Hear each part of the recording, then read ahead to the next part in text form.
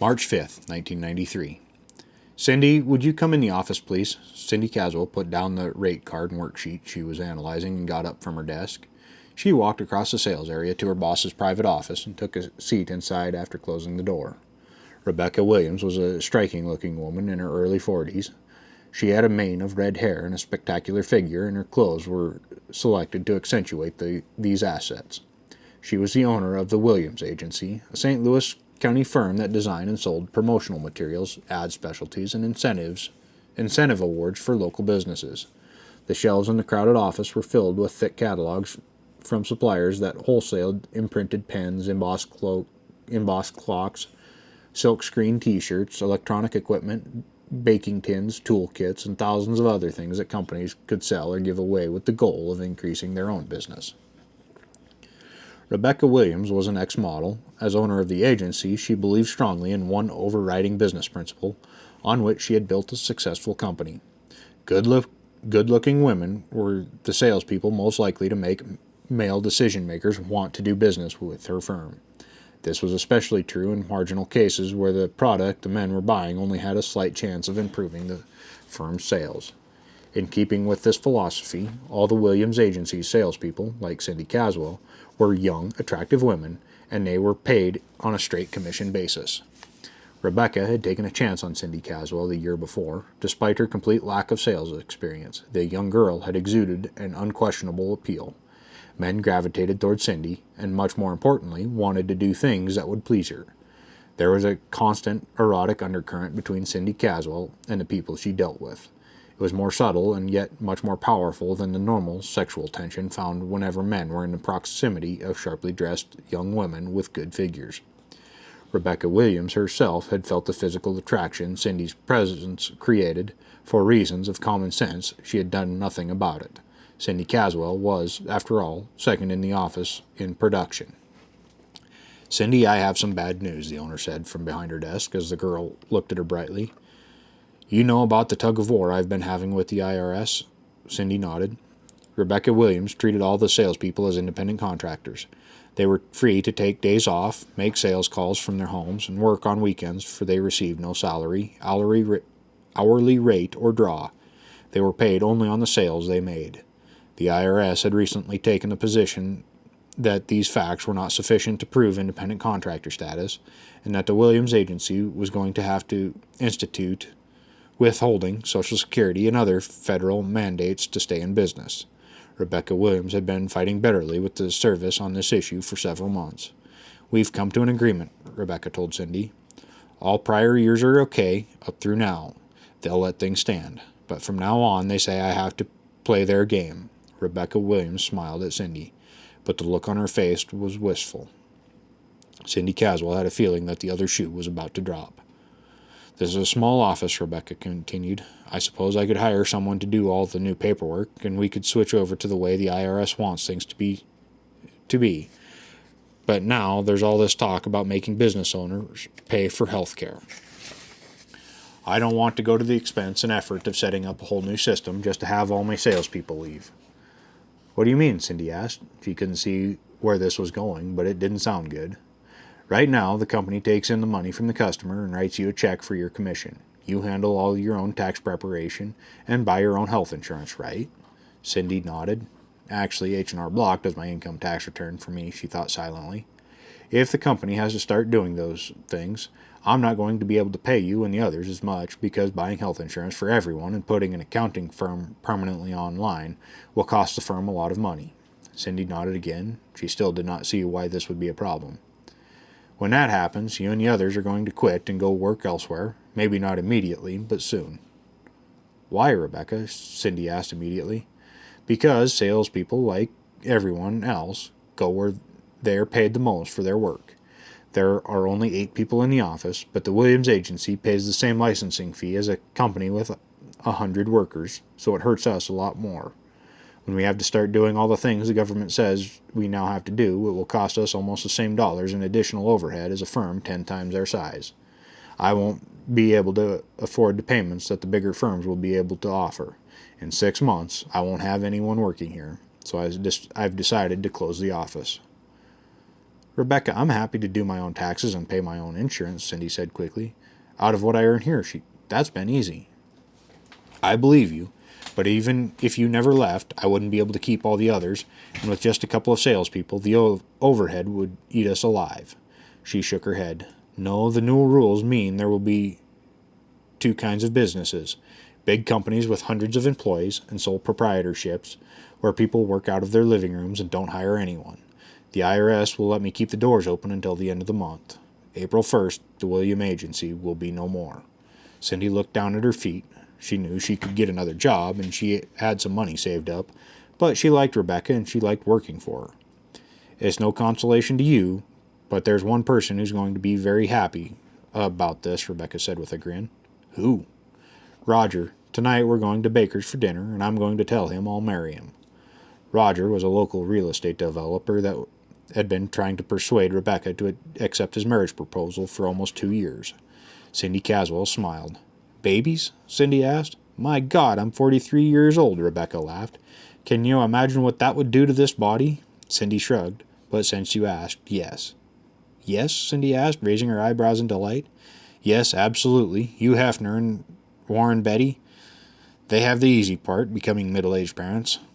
This old broad is going to show them what women can do, that women can do it too. Cindy Caswell gave her boss a huge hug. She knew she'd find another job. Rebecca felt a warm glow in her pelvic area. If I had 10 more like you, Cindy, I might be willing to play by those stupid new federal rules. April 9th, 1993. The situation in Waco, Texas remains unchanged. The FBI controls the situation, and as you can see behind where I'm standing, Army tanks have been driven into position a half-mile from the compound. The Branch Davidians, however, have not agreed to any of the terms offered. Just this afternoon, FBI spokesman, the sound and picture of the news broadcast were abruptly cut off as Henry Bowman hit the button on his remote. You didn't need to hear any more of that, did you? He asked his friend.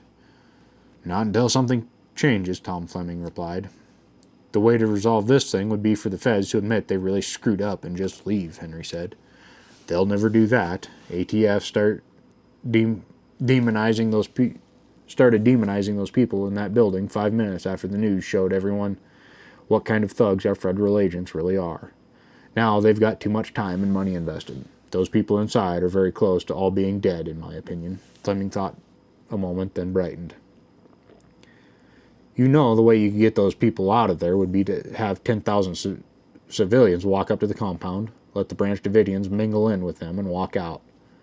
Think the group could get by the police line? If we had the numbers, yeah, I think so. Henry Bowman considered the idea, then changed the subject. Is the ATF still saying there's a crack lab in there, along with Jesus and his multiple teenage wives? Henry asked. I don't know. A couple of weeks ago I saw a press conference where they were still saying that. Some guy claiming to be an ATF intelligence officer, if you can believe the gall of that title, Fleming snorted. You ask me, these guys have incompetent legal counsel. I'd be disbarred if my client stood up on television and said shit like that. Henry nodded at Tom's assessment. Tom Fleming and Henry Bowman were discussing the issue that had been on the minds of people in the gun culture all across the country. The Waco attack and subsequent standoff had captivated everyone in America who had to deal with the ATF on a regular basis. For this reason, it was even more compelling than the Miami shootout in 1986.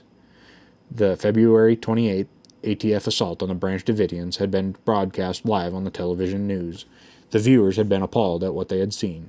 At the time of the initial raid, the public had not been told what crimes the residents of the religious compound had committed. The ATF now realized how it would sound if they admitted that they had sent 3 helicopter gunships and 100 agents armed with grenades and machine guns to attack 85 men, women, and children over a $200 tax matter. A different spin was needed, and fast. The federal agency had immediately started explaining that their raid would have gone off perfectly if the Branch Davidians had not been forewarned. The ATF justified their actions by telling the public that David Koresh thought he was Jesus, had multiple wives, and was having sex with most of the women in the camp, especially underage ones. They also said other child abuse was suspected, and implied that it was this concern which had required such urgent and violent action. The ATF did not explain why the Federal Tax Agency was involved in these areas in the first place, let alone with explosives and machine guns. The ATF also failed to elucidate how their concerns for the safety of 24 children within a wooden building squared with firing over 7,000 rounds of ammunition, much of it armor-piercing, into the same structure. In the disastrous initial raid, the ATF had suffered 20 casualties, and the Branch Davidians even more. All Davidian casualties and two-thirds of the ATF agents were caused by ATF bullets. These numbers were not precisely known at the time of the raid, but there were so many witnesses it was obvious that friendly fire had accounted for the lion's share of dead and wounded feds. Compounding this monumental embarrassment were several other revelations. The first was that the search warrant authorizing the raid did not show probable cause. It listed non-NFA firearms and parts that were legal to own with no special registration or federal taxes. These included dummy grenades, which the Davidians had been known to mount on plaques and sell at flea markets, inviting immediate comparison with the Ken Bolu case over 20 years earlier.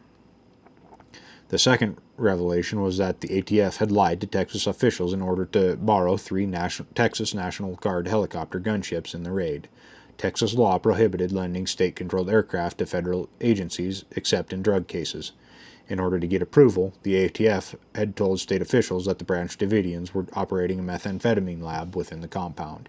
When copies of the search warrants were made public, there was no mention of drugs, and the lie was obvious. It had been apparent from the outset that regardless of jurisdiction or the validity of the search warrants, the Bureau of Alcohol, Tobacco, and Firearms was in well over its collective heads in the Waco debacle. Within 48 hours of February 28th disaster, the FBI was called in. Rightly or wrongly, the public as a whole viewed the FBI as an elite organization that was especially competent at negotiation during critical situations. The FBI had promised America almost daily that a peaceful end to the standoff was imminent. Now, more than a month after the initial attack, many observers were coming to the viewpoint Tom and Henry had held for 5 weeks. Be a goddamn miracle if the feds let any of those people out of there alive. "Buy you a hamburger and a chocolate milkshake?" Cindy Caswell asked Henry Bowman as they walked out of the AA meeting. "I'd like a chance to pick your brains about something." "Best offer I've had in ages," Henry replied. "Food tastes better when it's free. You buy, I'll drive." Henry led the way to his GMC and unlocked the door for the young woman. "You've been going to more meetings lately," Cindy commented. "Seems I've seen you several times in the last month." "This mess down in Texas has really got me down," Henry said as he started the vehicle and pulled out of the parking lot. "Everybody seems horrified, but I bet anything I own that when it's all over, the only changes will be that a few of the officials resign or put on leave of absence, probably with full pay." "You been tempted to get drunk?" "Actually, no, not really. That's not the reason I've been going to meetings so often. It's more for inspiration, I guess you'd call it." Henry cut the wheel and stabbed the throttle. The GMC silently shot around a Buick that was crawling along in the right lane, its driver searching for an address. AA has been a great success for over a half-century. The worst thing I've ever heard anyone say about it is they don't like the religious undertones. No one has ever claimed that the program has made somebody's chemical dependency worse, and the one thing the program has never done is blame the distilleries or liquor stores. AA never tries to get the grocery stores to stop selling vodka or the ballpark to stop selling beer. That's not the problem. The problem lies with the alcoholic and his alcoholism. And that's where the solution is, too, not with liquor manufacturer, the grocery store, or the drinker who is not an alcoholic. Now, I know that the line is to turn it over to God, put your faith in Him, and all that. But ultimately, it's still the individual alcoholic who elects to do that, not the distiller, the store, or the other people in the community. "And?" Cindy asked. "And that's a source of strength for me. Seeing a group of people who take personal responsibility for their problems and who don't try to fix the blame on others. That's a very positive thing for me. It's a good antidote for constant exposure to the socialist slime that Want the government to tax me and then use my money to take away more of my freedoms in the pursuit of some nebulous greater good. Henry took a deep breath as he pulled into the lot of the coffee shop. More specifically, it's a much-needed break from the news reports of the federal stormtroopers in Texas. I've been reading the papers about that. It sounds awful, and it doesn't look like they're about to agree to anything, Cindy said as she got out of the car. What's to agree on? Henry Bowman snorted. The religious group wanted to be left alone and thinks it had every right to shoot people who were attacking their home with grenades and machine guns. The feds think everyone inside should have submitted to the attack, and since they didn't, they should all be charged with murder. Koresh does sound kind of weird, Cindy threw out. Several dozen friends, relatives, and business acquaintances of mine practice symbolized cannibalism once a week as part of their religion. To be blunt, I find that practice a lot more bizarre than some guy wanting to set up a community where the women take turns going to bed with him. Henry chuckled as he held the door to the restaurant and added, Hell, if the feds made that a hanging offense, most of the guys I went to college with would be on death row. I see your point. So what's up with you? Henry asked as they took a booth. I lost my job. The office shut down last week. Cindy Caswell went on to explain about the IRS argument over independent contractor status and Rebecca Williams' decision to close the agency. What are you going to do now? I assume one of the other companies in the same business would give you a job. Successful salespeople willing to work on straight commission can always get work. Yes, I've already found 2 places that will let me start work immediately. That's not what I wanted to talk to you about. Cindy stopped talking as the waitress arrived and took the order. I've had enough time in the business to see that there's going to be a limit on what I can earn selling promotional materials. I'm saving my money every month, but not as much as I'm going to need for the catering business I want to start. I've had another offer from one of my customers for part-time work. I wanted to talk to you about it. Cindy Caswell looked as if she was getting up her courage to tell him something. Henry thought he knew what it was. The president of Caldo Electric wants me to be his mistress. There was a slightly defiant tone in her voice. Henry nodded and casually took a pen from his shirt pocket. Has he said what kind of arrangement he has in mind? No, Ted only talked in general terms. It was more than hinting, though. He was clear about what he wanted. Sex, not a new wife. But it did involve a salary, you might say. A check every month. No figure mentioned. He kind of let me know that if I was interested, we could talk about it. Henry Bowman was a geologist, not a lawyer or a private investigator, but he had a habit that would have stood him in very good stead in either of those 2 professions. Whenever people told him something startling, and particularly when they wanted an opinion, Henry was absolutely disinterested. His manner implied that the issue in question was commonplace. It was his reaction or lack of it that Cindy Caswell received after explaining what her client had suggested. Did you want me to have him checked out? Henry asked. See if he's beat up any women and had it hushed up, get a look at his history, find out if he might try to use you as a perk for his best customers, things like that. The request startled Cindy Caswell, for she had not expected it. Now that it came, she saw the logic behind it. I don't think that's a problem, she grinned suddenly. You recall I've got some experience in spotting that kind of thing. So what can I do about this for you?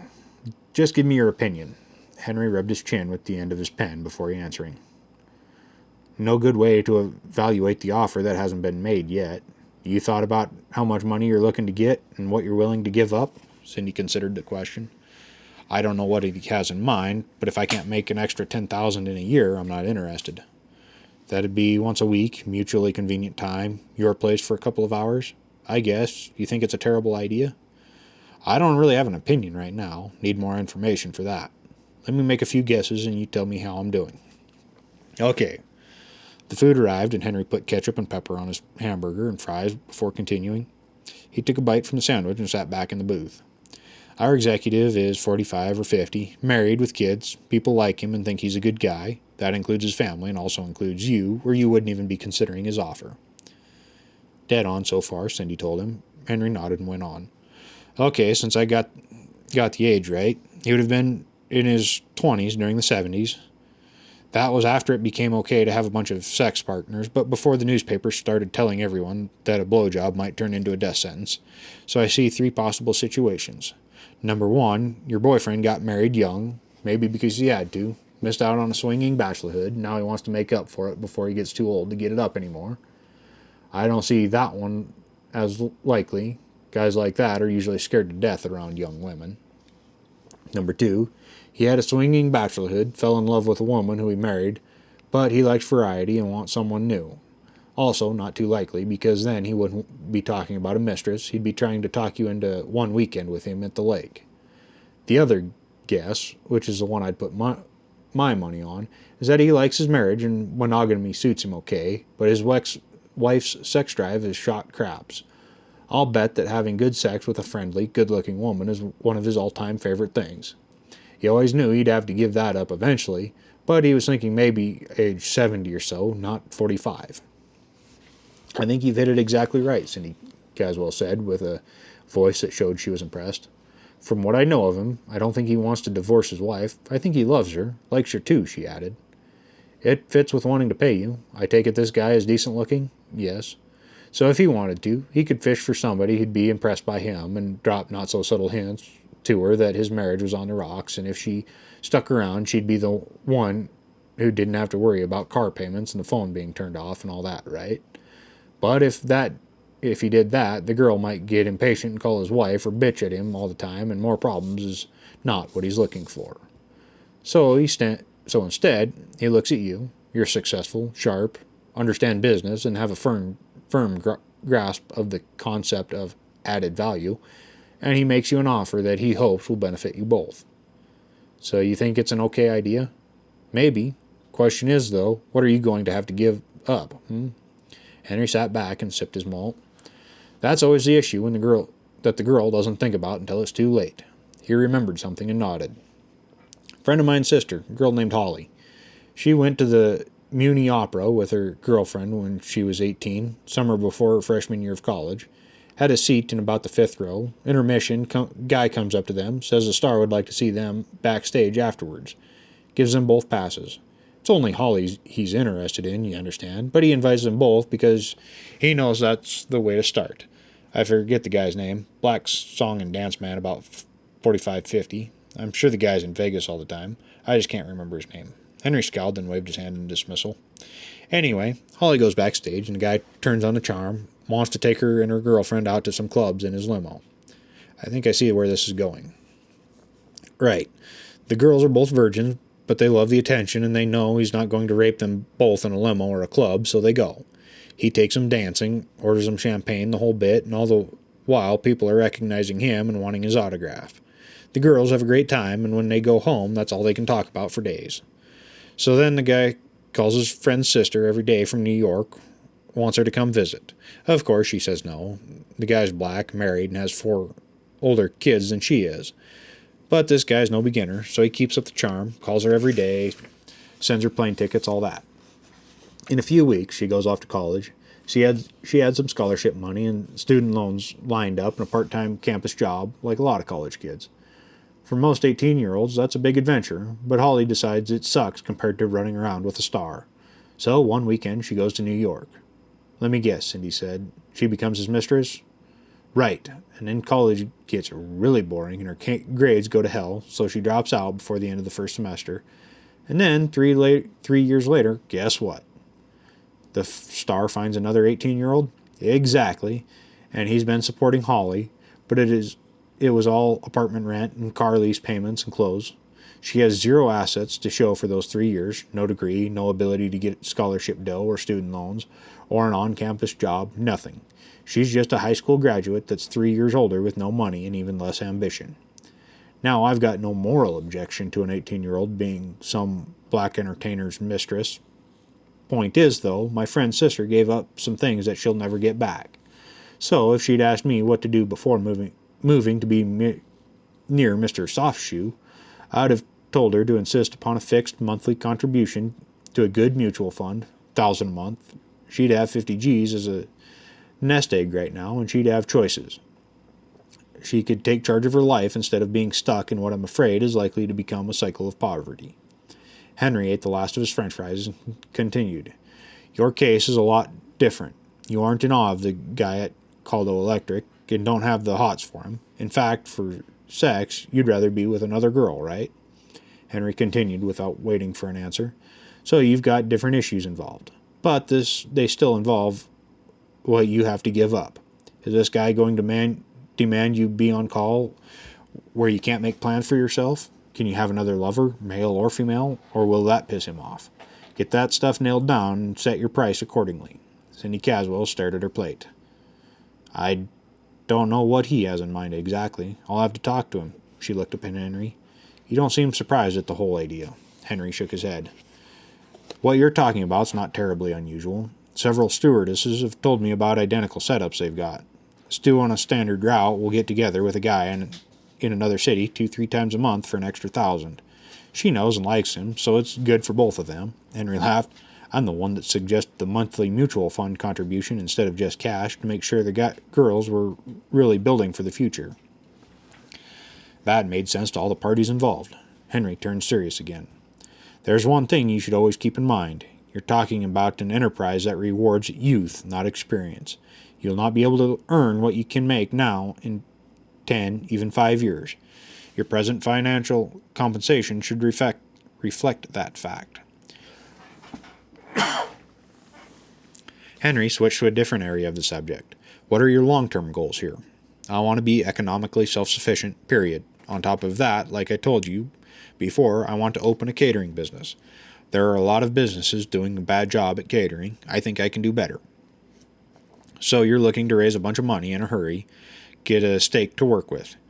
Yes, but I don't want partners, she insisted. Henry started laughing. What's so funny? I think I've got a lot better idea for you than skimming an extra $1,000 a month from some frustrated executive, Cindy. He looked at his watch. You got an extra couple hours to kill? I'm a woman of leisure at the moment. Henry handed her the check, then stood up. I'll get the tip, he said, reaching for his wallet. You know those stupid government rules that encourage your boss to close up shop? Henry asked. I think the same kind of regulations may offer a big opportunity for a motivated young woman like you. Anytime they slam the door in one place, some other area jumps in to take up the slack. Come on. We're going to a strip joint? Cindy Caswell demanded when Henry Bowman pulled into the parking lot on the Illinois side of the Mississippi River.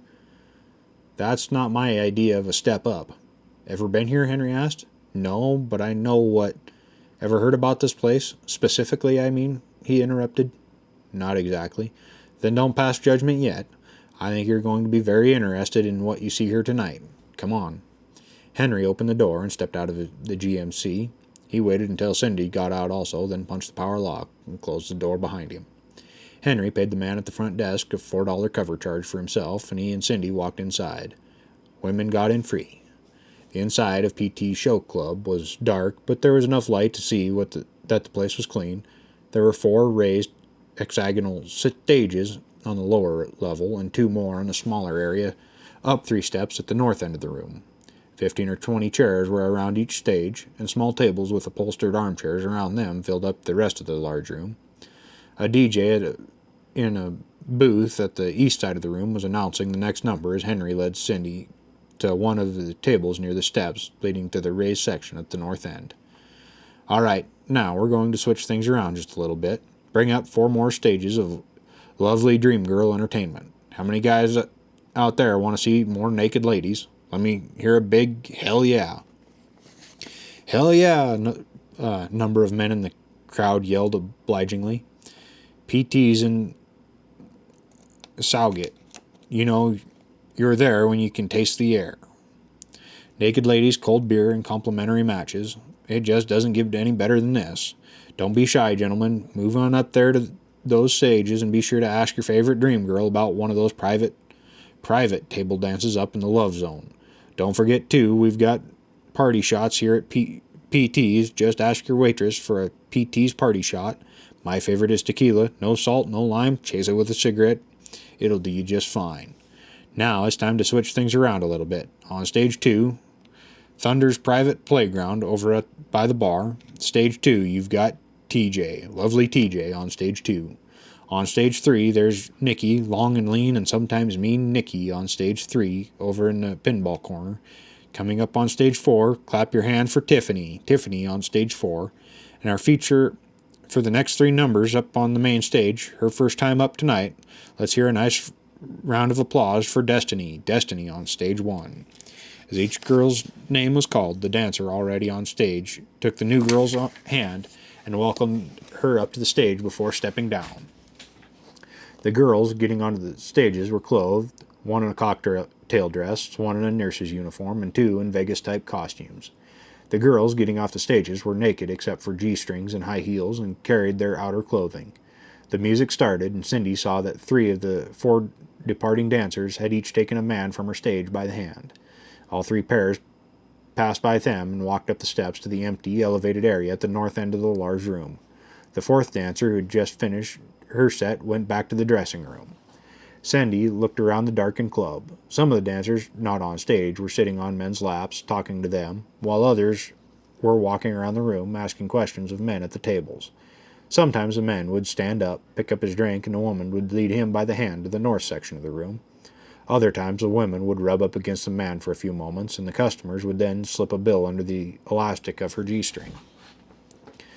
Okay, what's going on here, Henry explained, is that the girl pays the management for the rental of the stages and... What? Cindy exclaimed, interrupting him. It's not very much, Henry added quickly, about $25 for an 8-hour shift.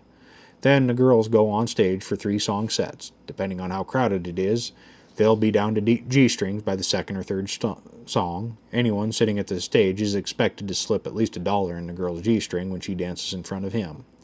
Friday and Saturday night at midnight, that might mean $40-50 in tips for 3 songs. Monday afternoon, it might be less than 10, but the real dough comes in when it's not your turn on stage. Henry gestured to the girls walking around the room. What they're doing is dollar dances. The girl wiggles around on the guy's lap and rubs her boobs in his face for a few seconds, and he puts $1 in her G-string. Maybe then she goes on to the next guy, but what she's really trying to set up, same as when she's on stage, is a private over there in the back, Henry explained, nodding his head towards the elevated section to their right. That's where she sits on his lap and climbs all over him for a whole song, maybe more if he's a good customer or she likes him because he's friendly and not a jerk. How much is that? 20 minimum. Most girls charge 25. A couple girls charge more, which pisses off some of the other dancers who assume they're letting the guys feel them up or squeeze their tits or do something else that's not allowed. Are they? Cindy asked, amazed at the dollars involved. Absolutely not. Owners can get in all kinds of trouble if the customers do anything more daring than rub the girls' backs, so the managers watch real carefully, and they got a couple of hidden cameras in the walls and ceiling with monitors in the office. They'll toss the guy out and tell the girl she can't work here anymore if they see anything illegal. And what dancer's going to let a guy do something that could get her in trouble? The way it's set up, the girls break no laws, have a safe place to work, have no risk of getting hurt or catching anything other than a cold, and make a pile of money. Watch. Song ended, and Cindy watched as one of the girls in the private area walked back past the 2 of them, grabbed another customer, and took him back up to the love zone. She obviously had more than one private lined up, and she taking them in turn. The other 2 girls that are still up there, obviously the guys they're with are willing to spring for more than one. $25 again? Cindy demanded. Henry shrugged. Maybe 45 for 2 or 60 for 3. Up to the girl, but 6 songs for $100 is about as cheap as they'll go. Suddenly, he looked to their left. Hey, Kitty, come here, Henry called to a tall blonde girl he recognized. She was nude except for a G-string and heels and had a deep tan with no tan lines. A woman that was in one of my self-defense classes, Henry explained to his companion. Henry Bowman, I haven't seen you in months. Who's this? Kitty, this is my friend Cindy Caswell. You and she have a lot in common, he added with a grin. Well now, Kitty said as she pulled a chair up facing Cindy, sat in and ran her hands between Cindy's thighs. The rules are different with women customers, Henry said with a laugh. I don't have $1, Cindy said as she blushed crimson. This one's for free, Kitty said as she leaned over, kissed Cindy on the mouth, and gently bit Cindy's nipple through her shirt. Henry noticed that quite a few of the patrons were surreptitiously staring at what was going on between the 2 women. All of them were smiling. The dancers who are friendly make more money, Henry explained as he signaled the waitress for 2 Cokes, and the dancers who are friendly and bisexual make the most money of all. If you were up on stage right now, you'd each make over $50 a set. We'd do a lot better than that, Henry, Kitty corrected, then added, I've got 3 privates that are waiting for me, so I can only stay for a few minutes." "Lord, shouldn't you be taking care of them?" Cindy asked, trying to keep her composure as the woman stroked her crotch. The dancer laughed. "They're all watching right now, and I guarantee they're more turned on than they were 2 minutes ago. Probably get an extra 20 from at least one of them, maybe all 3. She reached over and gave Henry's crotch a quick squeeze. "Come find me later, and I'll give both of you a special." The dancer stood up, went over to her eager-looking customer, and led him away. Cindy Caswell looked around the club, focusing on the dancers that were on stage. "Some of these girls have no rhythm," she said immediately. "Look at their faces," Henry instructed. "The one there looks like she's into it. The other 2 look bored to tears. Think you could do better?" "In my sleep." "Check out the girls doing private dances." Cindy Caswell stood up and looked over the brass railing at the girls in the north end of the room. "Your friend Kitty is laughing and climbing all over her guy. The other girl looks like a robot, and she's still getting at least $20 for 4 minutes' work," Henry said, with raised eyebrows. "Kitty, on the other hand, she probably won't be free until after her next dance set in maybe an hour." "Lord, how much does she make in a night? Busy weekend night like it is now? $1,000. More if some guy wants to play big shot. Maybe 500 on a Monday or a Tuesday." Cindy Caswell's jaw dropped, and Henry grinned. "Pissed off looking girl like the other one up there? Half that much." "But that's crazy."